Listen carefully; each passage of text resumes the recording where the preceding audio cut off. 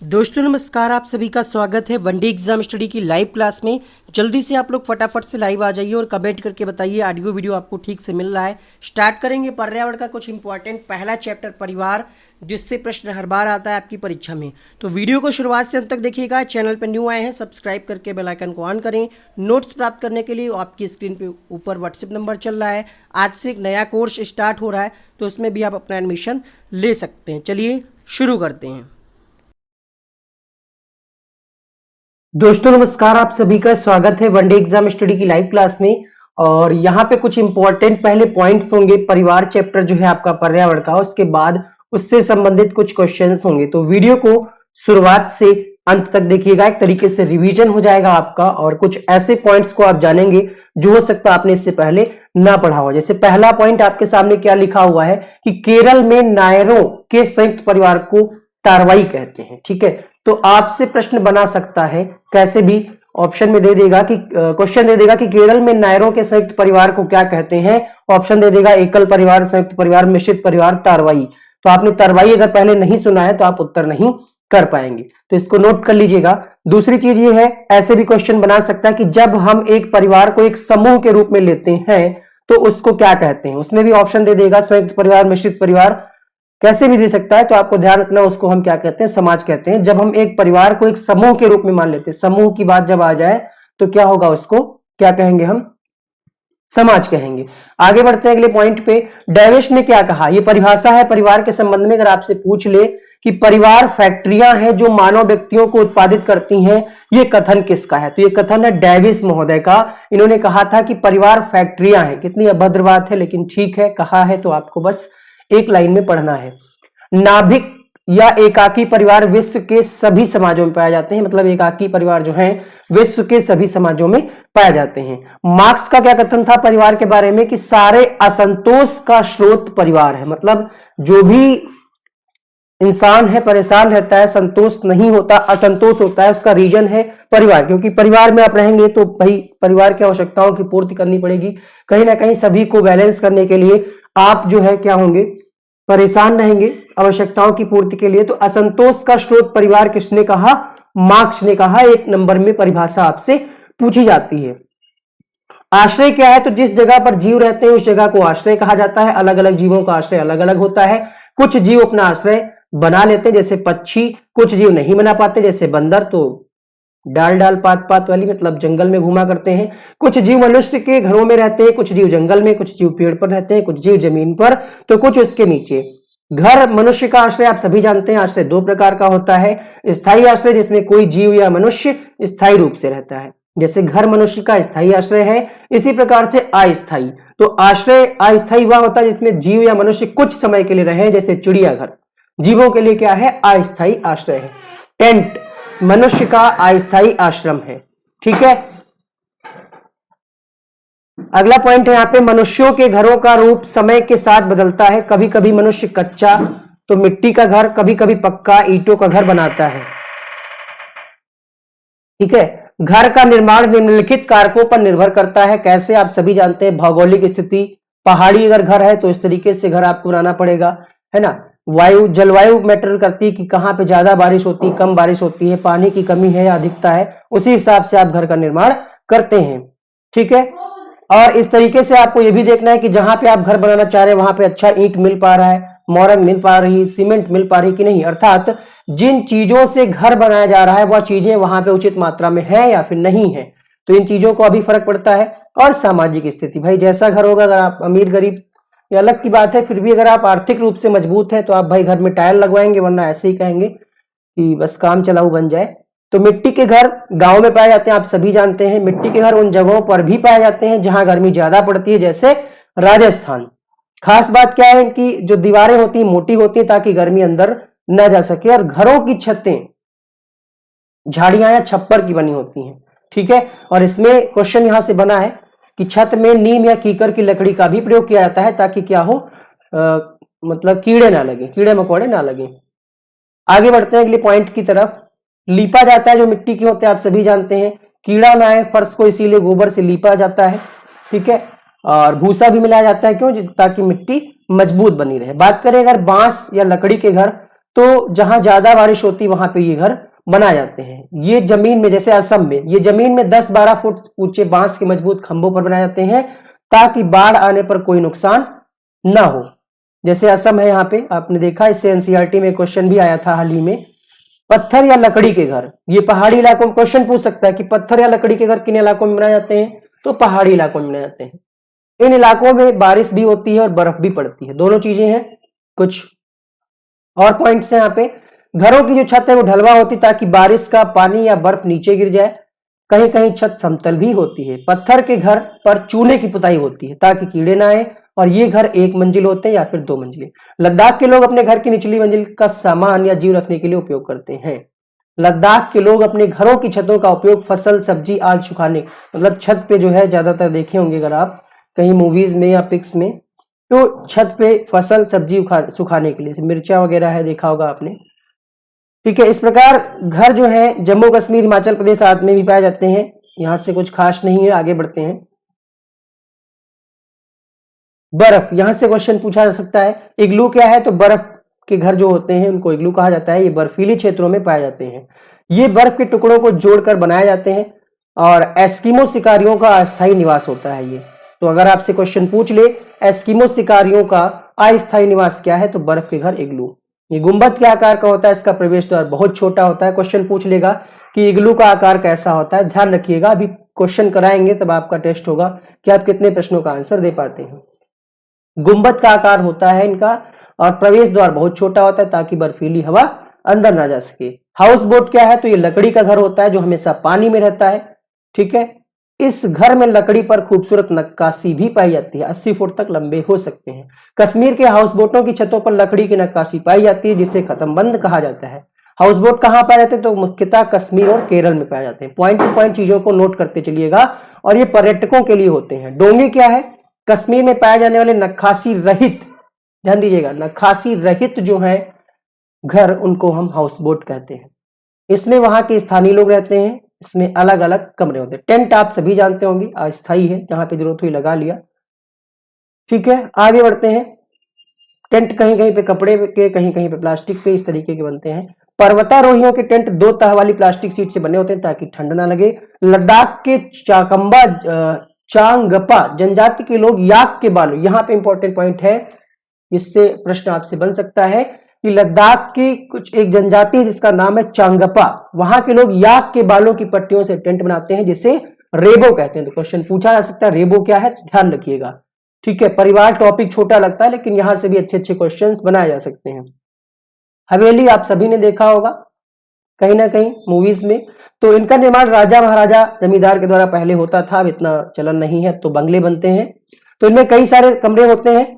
इनकी छतों में, दीवारों पर और दरवाजों पर, खंभों पर खूबसूरत नक्काशियां पाई जाती हैं। इनमें पत्थरों और लकड़ियों का बहुत प्रयोग होता है। अब आपका इन्हीं क्वेश्चंस, मतलब इसी थ्योरी से कुछ टेस्ट होगा, लगभग 20 प्रश्न होंगे, तो अच्छे से आप लोग आंसर करिएगा। यहाँ पे एक बार वीडियो को सभी लोग लाइक कर दीजिएगा। आप सभी को नमस्कार, गुड इवनिंग, जितने भी लोग लाइव देख रहे हैं, वीडियो को एक बार शेयर करें। चैनल पे न्यू आए हैं, सब्सक्राइब करके बेल आइकन दबा दीजिएगा। ठीक है, क्वेश्चन नंबर 1, निम्नलिखित में से कौन से मनुष्य के घर में रहते हैं, छिपकली, मकड़ी, चूहा या फिर सभी। प्रश्न संख्या 1, आप सभी जानते होंगे छिपकली, मकड़ी, चूहा तीनों ही मनुष्य के घर में रहते हैं। तो यहां पे आंसर आएगा ऑप्शन नंबर डी। अगला देखिएगा, प्रश्न संख्या 2, निम्नलिखित में से कौन उभयचर है, हाथी, मगरमच्छ, दरियाई घोड़ा या फिर व्हेल। प्रश्न संख्या 2, उभयचर। प्रश्न संख्या 2 सही जवाब मिलेगा यहां पे मगरमच्छ। 2 का ऑप्शन नंबर बी ठीक होगा। क्वेश्चन नंबर 3 देखिएगा, निम्नलिखित में से किस पक्षी का घोंसला लालटेन की तरह होता है। प्रश्न संख्या 3, कठफोड़वा, दर्जिन, कबूतर, वीवर। अच्छा लगा क्वेश्चन ना, बहुत सारे लोगों को गलत हो जाता है अगर आप ये पढ़ के ना जाते। तो लालटेन की तरह जिस पक्षी का घोंसला होता है उसको हम कहते हैं वीवर पक्षी।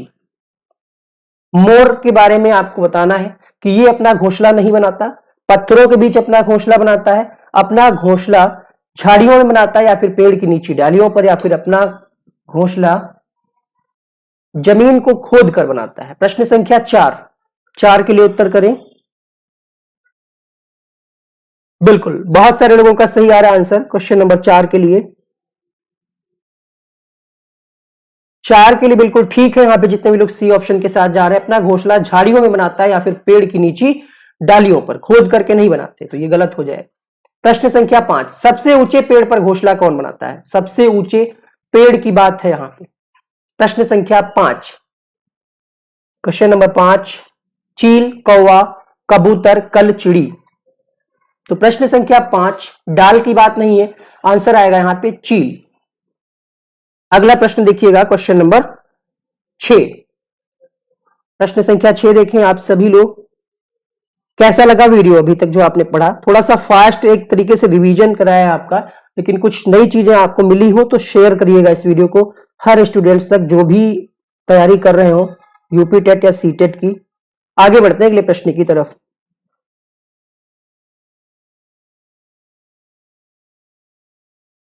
अगला प्रश्न ये रहा, प्रश्न संख्या 6, लगभग सभी पक्षी अंडे देने के लिए घोंसले बनाते हैं, अंडे में से बच्चे निकल आते हैं तब ये घोंसला छोड़ देते हैं, परंतु निम्न में से कौन सा पक्षी अपने घोंसले को साल दर साल उपयोग करता है? चील, कबूतर, मोर या फिर सभी? फटाफट से कमेंट करें।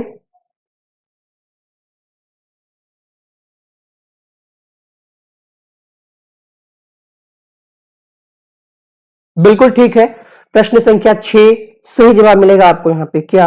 चील। चील इसका सही उत्तर होगा। आगे बढ़ते हैं अगले प्रश्न की तरफ। निम्नलिखित पक्षियों में सबसे बड़ा घोंसला किसका होता है? सबसे बड़ा घोंसला घोंसला फाख्ता, चील, कौवा या फिर बसंत गौरी? बसंत गौरी वाला ऑप्शन सीटेट में भी इस बार दिया था, उसका आंसर मैना माना गया है सीटेट में जो प्रश्न आया था। प्रश्न संख्या 7,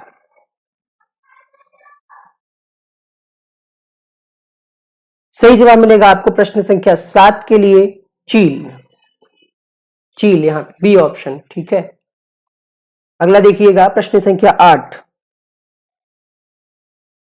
निम्नलिखित में से घर को घर के निर्माण को कौन सा कारक प्रभावित नहीं करता? अभी भी हमने आपको घर निर्माण को प्रभावित करने वाले कारक सभी बताए थे।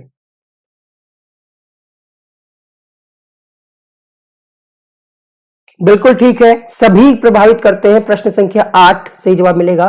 भाई भौगोलिक स्थिति भी प्रभावित करेगी, जलवायु भी, और जो अभी बताया था कि सीमेंट मोरंग पानी है अच्छा या नहीं है, तो इसका आंसर मिलेगा ऑप्शन नंबर डी। प्रश्न संख्या 9, मिट्टी के घर प्रायः कहां पाए जाते हैं? मिट्टी का घर प्रायः कहां पाया जाता है?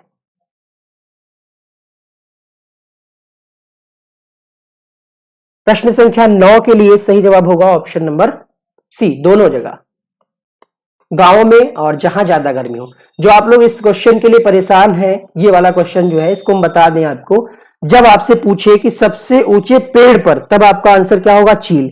जब आपसे पूछे सबसे ऊंची डाली पर या टहनी पर, तब आपका आंसर आएगा कौवा। ठीक है, तो इन दोनों में अंतर है। यहां से क्वेश्चन आपसे पूछा जा सकता है। बांस और लकड़ी के घर कहां बनाए जाते हैं? क्वेश्चन नंबर 10, जहां ज्यादा बारिश होती है, जहां बारिश और बर्फ पड़ती है, समुद्र के किनारे, या फिर जहां गरीब लोग रहते हैं। असम में वैसे बनाए जाते हैं बांस के घर। क्वेश्चन नंबर 10, तो जहां ज्यादा बारिश होती है जिससे घर खराब ना हो। लद्दाख के लोग अपने घरों की निचली मंजिल का उपयोग किस लिए करते हैं? अभी अभी सारे क्वेश्चंस उसी थ्योरी से बनाए गए हैं। प्रश्न संख्या 11, खाना बनाने के लिए नहीं, मेहमानों के ठहराव के लिए नहीं, तो आंसर क्या आएगा यहाँ पे? सी। अब ऐसा ना करिएगा कि सभी के लिए ऑप्शन मिल रहा वही लगा दीजिएगा। अभी आपने क्या पढ़ा? सामान और जीवों को रखने के लिए। आंसर मिलेगा आपको यहाँ पे ऑप्शन नंबर सी। इग्लू होता है, देखिए आ गया क्वेश्चन, इग्लू किस आकार का होता है? वर्गाकार, आयताकार, गुंबद के आकार का, या फिर किसी भी प्रकार का? प्रश्न संख्या 12, तो इग्लू जो है गुंबद के आकार का होता है। प्रश्न संख्या 12 का ऑप्शन नंबर सी ठीक होगा। कश्मीर में पाई जाने वाली नक्काशी रहित हाउस बोट कहलाती है? प्रश्न संख्या 13, क्वेश्चन नंबर 13, अभी नक्काशी रहित जब आया था वो सेंटेंस तो हमने हाईलाइट किया था, याद आया आपको? आंसर क्या आएगा प्रश्न संख्या 13 में? क्वेश्चन नंबर 13 में डोंगा। 13 का ऑप्शन नंबर बी ठीक होगा। रहित था, सहित नहीं था। पर्वतारोही दो तह वाली प्लास्टिक सीट से अपना टेंट बनाते हैं ताकि, ये भी क्वेश्चन आपने अभी लास्ट लाइन में पढ़ा था थ्योरी में, पर्वतारोही जो है ऐसा क्यों करते हैं? प्रश्न संख्या 14, ताकि उन्हें कोई देख ना ले, नहीं ये भी नहीं होगा, तो आंसर क्या बचा? ठंड ना लगे, तो सी ऑप्शन इसका सही होगा। प्रश्न संख्या 15, ये भी क्वेश्चन चांगपा जनजाति के द्वारा बनाए जाने वाले अस्थायी निवास आश्रय को क्या कहा जाता है? प्रश्न संख्या 15, रेबो, रेनबो, मोगैम्बो या फिर सोगैम्बो। क्वेश्चन नंबर 15 बहुत अच्छा प्रश्न है, ये आंसर मिलेगा रेबो, आपने अभी अभी पढ़ा था, इसलिए इसका आंसर आएगा ऑप्शन नंबर ए। इसीलिए थ्योरी को भी ढंग से पढ़ा करें। प्रश्न संख्या 16 पढ़िए, चांगपा जनजाति अपना अस्थायी निवास बनाने के लिए जानवर के बालों से पट्टियां बनाते हैं, यहां पे बालों होगा, फिर इन पट्टियों को आपस में सिलकर अपना टेंट बनाते हैं। जीव कौन सा? भेड़, बकरी, अल्पाको या फिर याक। प्रश्न संख्या 16 सही जवाब मिलेगा आपको प्रश्न संख्या 16 के लिए याक। आया समझ में? अगला प्रश्न देखिए,